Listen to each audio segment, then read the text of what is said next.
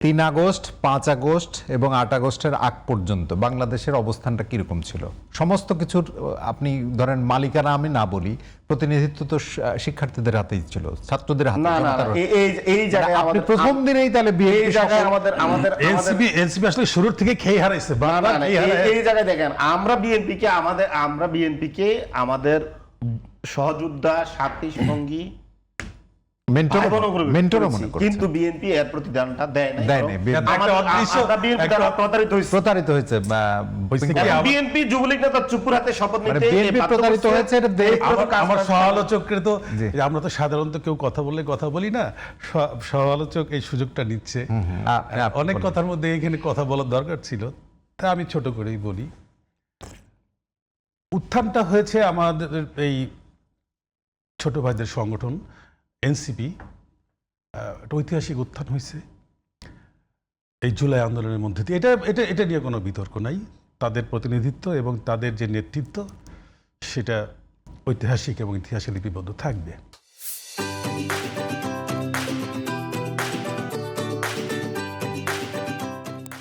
কিন্তু তাদের খেই হারানোর বিষয়টা বারবারই প্রমাণিত, আজকের এই কথার মধ্যে প্রমাণিত। বিএনপি করতে দেয় নাই, বিএনপি আমাদেরকে চুপ্পুকে দিয়া শপথ নিতে বাধ্য করছে। বিএনপি এটা জাতিকে তো খাওয়ানো যাবে না, জাতির সামনে তো বিএনপি কখনো এই ক্যামেরার সামনে কিংবা সাংবাদিকদের সামনে এসে কিছু বলে নাই।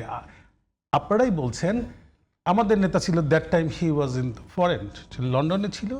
লন্ডনে বসে আপনাদের সাথে কি কথা বলেছে না কার সাথে কথা বলে জাতি কিন্তু জানে না। আপনারা ছিলেন দৃশ্যমান ওই সিটিংয়ে। I have seen my own eyes. আমি রাস্তায় বের হয়েছিলাম যখন আপনারা ব্যাক করেন কতগুলি আর্মির গাড়িতে, তখন ওই গাড়ির মধ্যে এই জোনায়েদ সাকি এবং এই আসিফ নজরুল এবং আর্মি অফিসাররা 2-3টা গাড়ি। আমি তখন এই ইটিভি বিল্ডিংয়ের সামনে ওই মোড়টার মধ্যে ছিলাম। ওইখানে গাড়িগুলি আসতেছে সন্ধ্যার ঠিক আগে। এটা কিন্তু 5ই আগস্ট। দুপুরে তো ফ্যাসিস্ট পালাইলো, তারপর 2 ঘন্টা 3 ঘন্টা পরে ওনারা ব্যাক করতেছে ক্যান্টনমেন্টের ভিতর থেকে, এবং সামনে আর্মিরা সরাচ্ছে মাইক দিয়ে যে আসিফ নজরুল এবং জুনায়েদ সাকি এবং এনসিপির নেতারা এই গাড়ির মধ্যে, আপনারা একটু জায়গা দেন সরে যাওয়া, তারা যাবে বঙ্গভবনে। তখন তো এনসিপি হয় নাই। না এনসিপি বলতে ছাত্র নেতাদের কথা বলছেন। ছাত্র নেতারা আপনাদের নেতারা দ্যাট টাইম উইথ দেম, এবং তারাই ওখানে যে বসছিল। আপনি কি বলতে পারবেন যে ওই দিন ওইখানে বসছিল যারা, তার মধ্যে এদেরটা তো দৃশ্যমান। বিএনপির কথা যে বলেন বিএনপির কে বসছিল সেটা কি জাতি জানে? আপনি এখন বলতেছেন বিএনপি সব করাইছে। আপনি স্বীকার করেন যে ওই সময় যে আপনি শপথটা নিলেন, এইটা ছিল আপনাদের মানে স্বপ্ন, কত দ্রুত আমরা ক্ষমতায় যাব, কত দ্রুত আমরা ক্ষমতার অংশীদার হব, কার কাছে আমরা শপথ নিচ্ছি, এগুলো আপনার মাথায় কাজ করে নাই।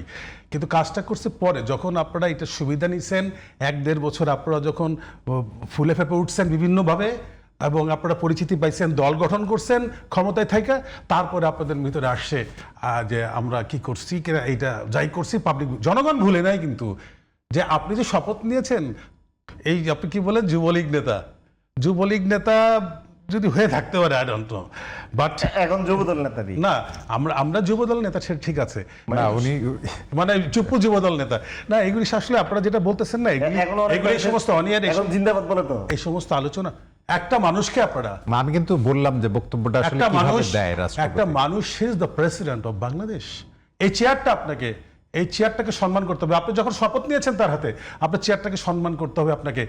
একদিন তো সে থাকবে না, তার সামনে তাকে যেভাবে একটা বিপদগ্রস্ত অবস্থার মধ্যে আপনারা আলোচনা ওইখানে গিয়ে ফেললেন, অসম্মানিত করলেন, একদিন তো আপনারাও এখানে যাবেন, আপনারাও অসম্মানিত হবেন, কারণ দোষটা আপনাদের। আপনারা সেদিন বিপ্লবী সরকার গঠন করেন না বলে তারেক রহমান সাহেব মানা করছে, বিএনপি মানা করছে, এর কোনো প্রমাণ আছে? আপনারা সেদিন ক্ষমতার লোভে সেগুলি ভুলে গেছেন। আপনারা ওই টেবিলে বসে ক্যান্টনমেন্টের ভিতরে বসে আপনাদেরকে যে কোনো মানুষ যারাই হোক ম্যানেজ করেছে। আপনারা গেছেন, বিএনপি আপনি বিএনপির কাউকে দেখাইতে পারবেন না যে বিএনপি মির্জা ফখরুল ইসলাম আলমগীর সহ? হ্যাঁ, এগুলি মিথ আছে, এগুলি গল্প